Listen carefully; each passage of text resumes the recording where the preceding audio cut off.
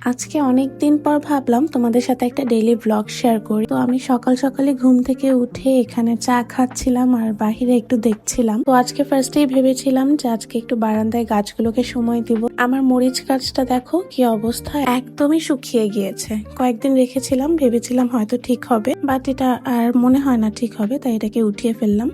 আর বারান্দার অবস্থা দেখো কি হয়ে গেল। তো এটার মধ্যে আমি আরেকটা গাছ লাগিয়ে দিব, যেহেতু এটার মধ্যে অনেকগুলো মাটি আছে, তাই ভাবলাম এটাতে লাগিয়ে রাখি। পরে এটার টপটা আমি চেঞ্জ করে দিব। আসলে গাছগুলোর একটু যত্ন কম হলেই না গাছগুলো কেমন জানি হয়ে যায়।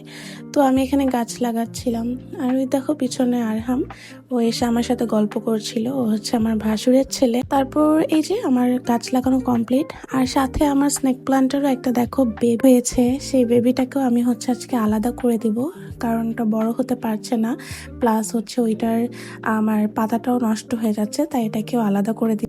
সাথে এই কাজটাও আমার রিপোর্ট করার ছিল, তো এগুলো আমার হাজবেন্ডই লাগিয়ে দিয়ে গিয়েছে অফিসে যাওয়ার আগে।